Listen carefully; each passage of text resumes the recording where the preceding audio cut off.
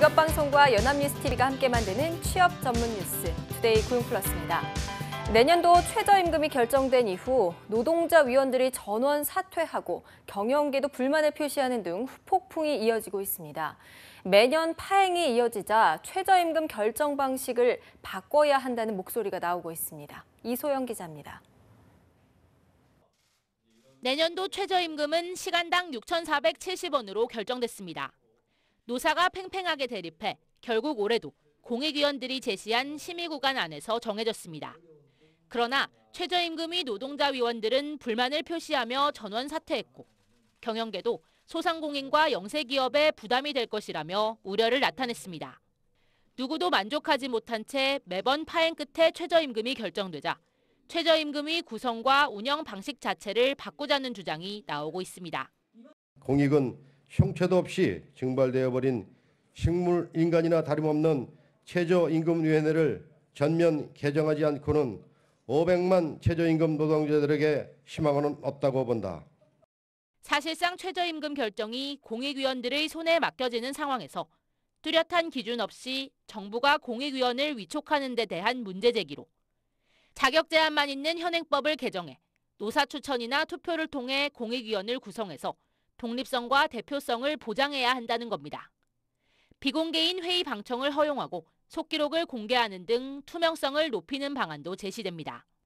또 매번 들쭉날쭉 제시되는 최저임금 심의구간 산정 방식을 법으로 규정하고 최저임금의 장기적 목표치를 설정해 이를 바탕으로 협상을 진행하자는 안도 나옵니다.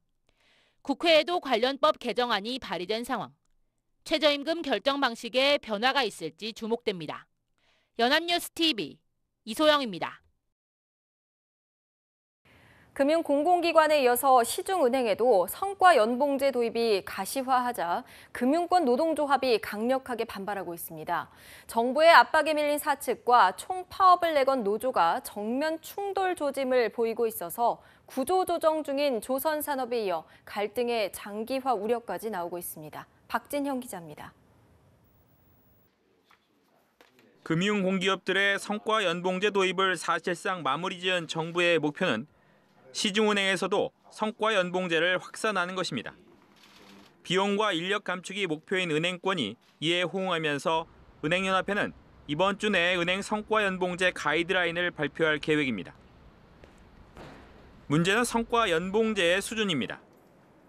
같은 직급이라도 실적에 따라 연봉이 최대 40%까지 차이 날 수 있게 해 금융공기업보다 보수 격차가 커질 것이란 전망이 나오면서 금융노조는 강하게 반발하고 있습니다. 성과연봉제에 대한 노사 간 입장차는 뚜렷합니다. 은행들은 저성장, 저금리 시대에 금융산업의 경쟁력을 높이려면 성과연봉제가 필요하고 민간 부문이 공공보험보다 더 절실하다는 입장입니다. 반면 노조 측은 성과연봉제가 손쉬운 해고를 위해 활용될 것을 우려하고 있습니다. 금융노동자 고용 불안을 야기하는 해고연봉제를 강압하는 것은 앞뒤가 맞지 않습니다. 금융노조는 사측이 성과연봉제 강행에 나선다면 9월 중 총파업에 나서겠다는 입장이지만 파업은 마지막 카드인 만큼 실제 전면 행동에 나설지는 앞으로의 노사 협상에 달려 있습니다. 일각에서는 조선업에서 시작된 노사 갈등이 자동차에 이어 금융권까지 번지면서 경기회복에 찬물을 끼얹지는 않을지 우려하고 있습니다. 연합뉴스TV 박진영입니다.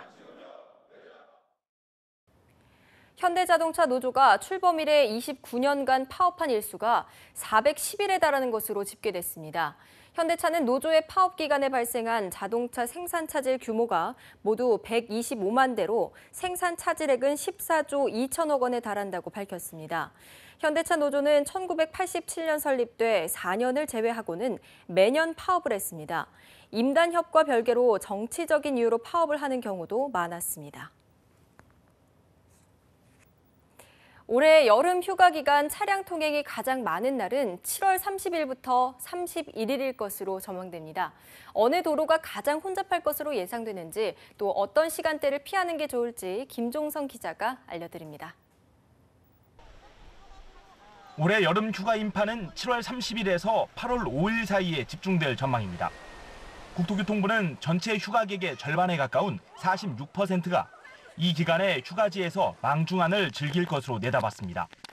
차량이 가장 많이 움직이는 날은 서울을 기점으로 출발은 7월 30일, 귀경은 31일이 꼽혔습니다.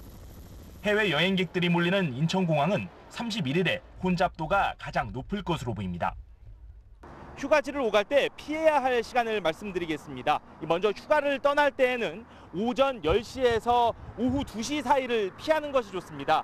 반대로 휴가지에서 돌아올 경우에는 오후 5시에서 오후 7시 사이를 피하는 것이 좋습니다. 휴가객들이 가장 많이 몰릴 것으로 보이는 곳은 동해안권이 29%로 가장 많았고 남해안 21%, 서해안이 11%로 뒤를 이었습니다. 차량 이동이 가장 많을 것으로 예상되는 고속도로는 영동선, 경부선, 서해안선 순으로 조사된 만큼 이동 지역별로 정체를 대비해 우회도로를 미리 파악하는 것도 좋을 것으로 전망됩니다. 정부는 7월 22일부터 8월 7일까지 휴가철 특별 교통대책을 시행합니다. 일일 평균 여객선 190회, 고속버스 234회, 항공기 13편, 열차 8회 등 수송역을 늘리고 고속도로 4개 구간 207km, 국도 34개 구간 211km를 준공 또는 조기 개통하였습니다. 한편 오는 29일부터 다음 달 2일 영동선과 경부선, 남해선에서 무인 비행선을 활용한 버스 전용차로와 갓길차로, 지정차로 위반 단속이 이루어집니다. 연합뉴스TV 김종성입니다. 민중을 동물에 비유하는 등 막말 파문을 일으킨 교육부의 나향욱 전 정책기획관에 대해 중앙징계위원회가 파면을 의결했습니다. 공무원이 받을 수 있는 최고 수위의 징계 결정을 내린 건데요. 김혜영 기자가 보도합니다. 민중은 개 돼지 발언으로 파문을 일으킨 교육부 나향욱 전 정책기획관이 덤덤한 표정으로 중앙징계위원회에 출석했습니다. 중앙징계위원회는 교육부에 징계 의결 요구서를 접수한 지 6일 만에 회의를 열고 나 전 기획관에 대한 파면을 의결했습니다. 교육부가 앞서 요구했던 대로 최고 수위의 징계인 파면 결정을 내린 겁니다. 중앙징계위원회는 이번 사건이 공직사회 전반에 대한 국민 신뢰를 실추시킨 점과 고위공직자로서 지켜야 할 품위를 크게 손상시킨 점 등을 고려해 가장 무거운 징계 처분이 필요하다고 판단했다고 밝혔습니다. 교육부 장관은 이러한 내용의 징계 의결서를 받은 지 15일 이내에 징계 처분을 내려야 합니다. 교육부에서 최종적으로 파면 처분을 내리면 나 전 기획관은 앞으로 5년 동안 공무원 임용이 제한되고 연금은 절반 수준으로 깎입니다. 나 전 기획관은 지난 7일 언론사 기자들과의 식사 자리에서 한 민중은 개, 돼지 발언 등이 뒤늦게 공개돼 물의를 빚었습니다. 이후 본인은 물론 차관과 장관, 총리까지 줄줄이 사과했지만 국민적인 공분은 사그라들지 않았습니다. 정말 제가 잘못했구나, 정말 죽을 죄를 지었구나라고 생각했습니다. 죽고 싶을 정도로 죄를 지었다고 생각합니다. 정말 죄송합니다. 나 전 기획관은 이번 결정에 불복하는 경우 30일 이내에 소청 심사를 청구할 수 있고 소청 심사 결정에도 불복하면 행정소송도 낼 수 있습니다. 연합뉴스TV 김혜영입니다. 은퇴 후 생활비 때문에 취업에 나선 노령층이 늘면서 노인 취업 인구가 구직이 많은 20대 취업 인구를 앞질렀습니다. 통계청에 따르면 2분기 60세 이상 취업자는 398만 2천 명으로 20대 취업자 378만 6천 명보다 많았습니다. 이는 은퇴한 베이비 부모가 노후를 위해 취업에 나섰지만 20대는 불황으로 기업들이 신규 채용을 꺼리면서 일자리 구하기가 쉽지 않기 때문으로 분석됩니다. 또 60세 이상 인구가 980만 9천 명으로 1년 전보다 47만 명 늘었지만 20대 인구는 642만 1천 명으로 5만 2천 명 늘어나는 데 그치는 등 인구의 구조도 영향을 끼쳤습니다. 쉽지 않은 창업의 첫걸음을 누군가 도와준다면 참 수월하겠죠. 부산대 기계공학부가 여름방학을 맞아서 다양한 최신 기술을 전수하는 캠프를 마련해서 화제입니다. 김재홍 기자가 보도합니다. 창업을 준비하는 청년들이 강의에 열중하고 있습니다. 무더위가 기승을 부리는 여름 휴가철. 예비 창업자들은 여름 휴가도 잊은 채 한자리에 모였습니다. 부산대가 마련한 이 무료 프로그램은 3D 프린팅, 드론, 스마트폰 앱 개발 등 최신 기술을 한자리에서 배울 수 있는 과정입니다. 4주간 각종 장비와 사물 인터넷 구현을 통해 개인이 필요로 하는 거의 모든 제품을 만들 수 있습니다. 셀프 웨딩 지금 창업 준비 중인데 그 관련해서 앱을 개발하고 있습니다. 앱 개발하면서 이제 앱 관련 정보를 듣기 위해서 교육을 듣고 있고요. 그 외적으로 드론 캐드 수업을 듣는데 저의 다른 아이디어를 얻는 데 많이 도움을 주고 있습니다. 모든 과정을 이수하면 대학 공과대학 학장 명의의 수료증도 발급됩니다. 대학 측은 수료생들에게 다른 교육 기회도 부여하고 미국과 유럽 등 대표적인 다국적 기업 임원들의 자문도 지원합니다. 겨울방학에는 창업하시는 이 실력을 바탕으로 실제 창업에 도움이 될 수 있도록 인큐베이터를 넘어서 엑셀러레이터 프로그램을 가동할 예정이니까. 창업에 대한 대학의 관심과 청년들의 열정이 창업의 결실로 이어질지 주목됩니다. 연합뉴스 김재홍입니다. 결혼을 한 여성의 결혼관에 대한 연구조사 결과가 나와서 눈길을 끌고 있습니다. 결혼을 해도 좋고 안 해도 그만이라고 생각하는 응답이 44%에 달했는데요. 다만 결혼을 할 필요가 없다는 강한 부정은 6%에 그쳤습니다. 이경태 기자입니다. 한국보건사회연구원이 기혼 여성 11,009명을 분석했더니 이 중 44.4%는 결혼을 해도 좋고 안 해도 좋다고 응답했습니다. 결혼은 하지 않는 게 낫다고 답한 사람도 6%였습니다. 반드시 해야 한다는 11.5%, 하는 편이 좋다는 37.7%로 결혼에 대한 긍정적인 답변은 절반 정도였습니다. 결혼을 해도 자녀를 꼭 가질 필요는 없다는 생각도 46.2%에 달해 점차 보편적인 시각으로 자리 잡고 있음을 나타냈습니다.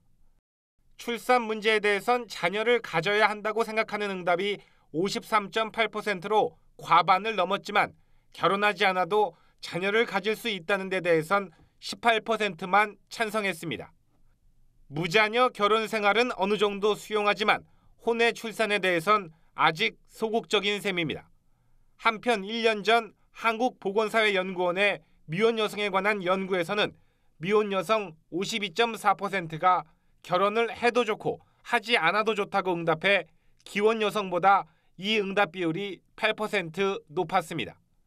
연합뉴스TV 이경태입니다. 고용노동부는 지난 19일 숙련기술로 자신의 분야에서 최고의 자리에 오른 기술인 6명을 2016 스타 기술인 홍보대사로 위촉했습니다. 이들은 각각 수십 년간 쌓아온 전문 기술을 바탕으로 평생 능력 개발에 힘쓰고 후배 기술인 취업 지원에 힘쓴 공로를 인정받아 스타 기술인으로 선정됐습니다. 또 학력이 아닌 실력으로 국제기능올림픽 대회 국가대표 자리에 오른 20대 청년 기술인들도 함께 홍보대사로 위촉됐습니다. 고용부는 학벌이나 스펙이 아닌 실력과 기술로 평가받는 사회 분위기를 정착시키기 위해 국가직무능력 표준 기반 교육을 강화하고 숙련 기술인들의 위상을 높여가겠다는 방침입니다.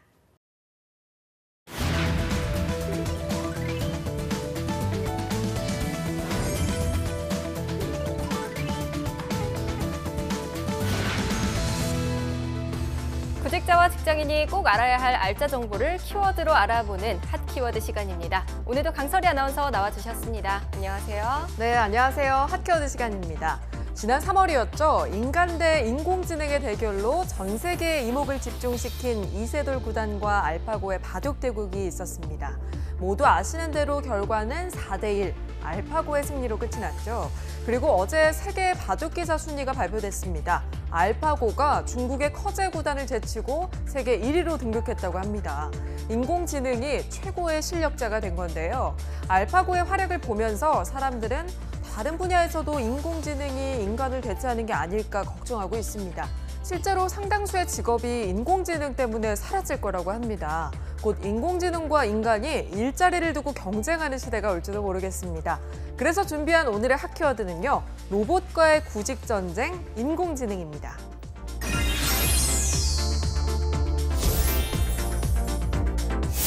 네, 우리나라의 취준생 수만 54만 2천여 명입니다. 이렇게 가뜩이나 일자리 문제가 심각한데 여기에 로봇까지 합류를 한다니까 정말 눈앞이 캄캄해지는데요. 구체적으로 어떤 직업이 인공지능으로 대체될 수 있다는 거죠? 네, 2013년 옥스퍼드 대학 연구팀이 발표한 고용의 미래라는 보고서에 따르면요. 미국 내 직업 702개를 분석해 보니까 이 중 47%가 10년에서 20년 사이에 컴퓨터로 대체되거나 직업 형태가 변할 거라고 합니다. 일자리 개수로는 6,500만 개에 달하는데요. 사라질 확률이 높은 직업은 텔레마케터가 99%로 거의 컴퓨터로 대체된다고 예상했고요. 스포츠 경기 심판이 98%로 사라진다고 합니다. 다음은 요리사가 대체될 확률이 96%, 버스기사는 89%였고요. 아나운서가 사라질 확률도 72%라고 합니다. 조만간 저희 대신에 인공지능 앵커가 전하는 뉴스를 보게 되실지도 모릅니다. 제 직업이 없어질 수도 있다고 생각하니까 정말 위기의식이 드는데요. 이렇게 사라질 확률이 높은 직업들의 특징은 어떤 게 있을까요? 네, 인공지능으로 가장 먼저 대체될 직업들은 단순 반복적이거나 사람과 소통이 적은 직업이 많았습니다. 올해 한국고용정보원이 우리나라 주요 직업 400여 개 가운데 인공지능과 로봇으로 대체될 위험이 높은 직업을 발표했습니다. 1위는 콘크리트공, 2위는 정유권 및 도축원, 3위는 고무 및 플라스틱 제품 조립원으로 같은 일을 반복하는 업무가 가장 먼저 자동화될 것이라는 예측이 나왔습니다. 네, 그렇군요. 자, 그렇다면 반대로 인공지능이 발달하더라도 또 안전한 직업도 있을 것 같아요. 인공지능이 대체하기 힘든 직업에는 어떤 것들이 있었나요? 네, 인공지능이 대체하기 어려운 직업에는 몇 가지 공통점이 있었습니다. 첫 번째는 대부분 감성에 기초한 예술 관련 직업들이라는 겁니다. 배우와 디자이너 등이 여기에 해당되고요. 두 번째는 커뮤니케이션을 담당하는 직업입니다. 상담사나 초등학교 선생님, 도서 편집자, 레스토랑 지배인 등을 꼽을 수가 있는데요. 순위로 살펴보자면 인공지능이 가장 대체하기 힘든 직업 1위는요. 화가와 조각가가 차지했고요. 2위는 사진작가, 3위는 작가, 4위는 지휘자 및 작곡 연주가가 차지했습니다. 네, 주로 창의성이 필요한 직업이 이게 쉽게 사라지지 않을 거란 전망이 드는데요. 예술은 인간의 고유의 영역이기 때문에 아무래도 인공지능이 쉽게 대체하기는 쉽지 않을 것 같아요. 네, 많은 전문가들도 그렇게 예상을 했었는데요. 예술 분야에서도 로봇의 활약이 심상치가 않다고 합니다. 방금 대체하기 힘든 직업 1위로 화가와 조각가를 말씀드렸잖아요. 얼마 전 구글의 인공지능 추상화가 딥드림이 전시회를 열고 작품을 판매하기까지 했습니다. 딥드림의 작품은 최고가 9,000달러에 팔리는 등 29점의 작품이 약 10만 달러에 판매됐다고 합니다. 이뿐만이 아니고요. 로봇이 작곡한 음악을 발표하는 등 창조와 감성이 기반인 예술의 영역까지 가능해지는 추세라고 합니다. 네, 이런 추세라면 정말 인공지능에게 직업을 빼앗길 가능성에 대해서 많은 사람이 두려움을 느끼는 건 정말 당연한 일인 것 같아요. 일단 저부터도 위기의식이 느껴지고 있습니다. 네, 저도 마찬가지입니다. 또 얼마 전 한국언론진흥재단이 1,038명을 대상으로 조사를 했는데요. 인공지능과 자동화 기술이 인간의 일자리를 빼앗아갈 것이다라는 전망에 응답자의 86.6%가 동의했습니다. 또 향후 30년 안에 로봇이 일자리의 절반을 대체할 것이라는 전망에 대해서도 76.8%가 그렇다고 답변했습니다.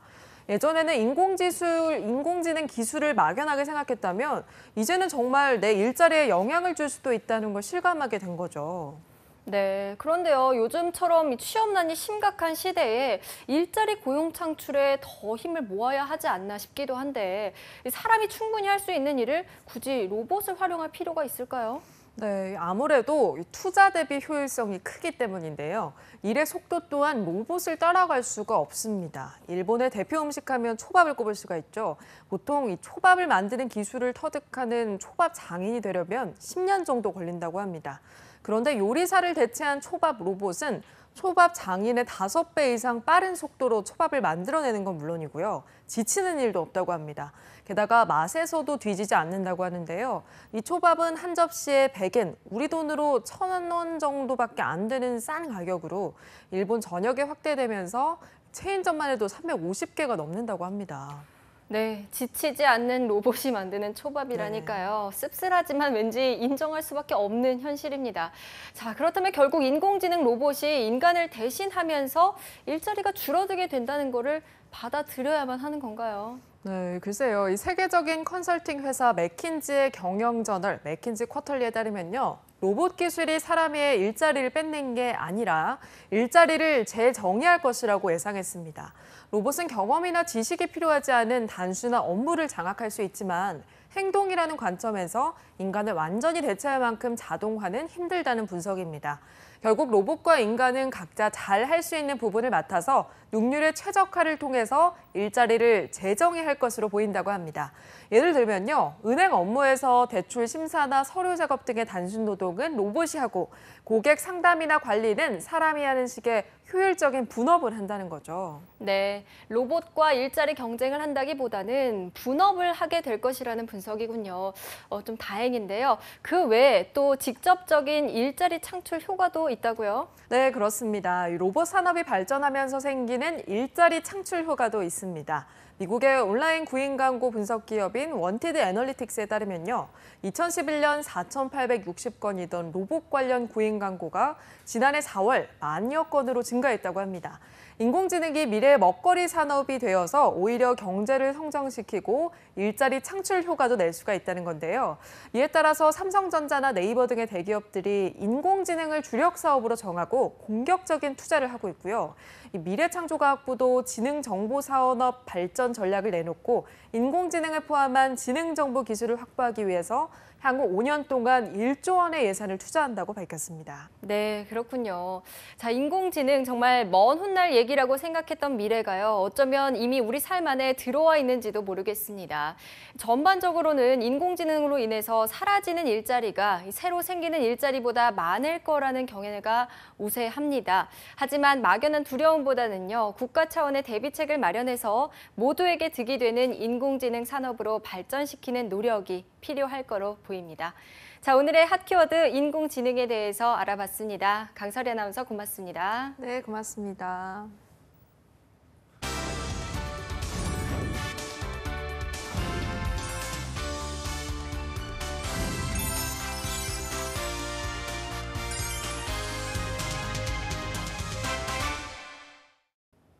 투데이 고용플러스 오늘 준비한 소식은 여기까지입니다. 오늘도 함께해 주신 여러분 고맙습니다.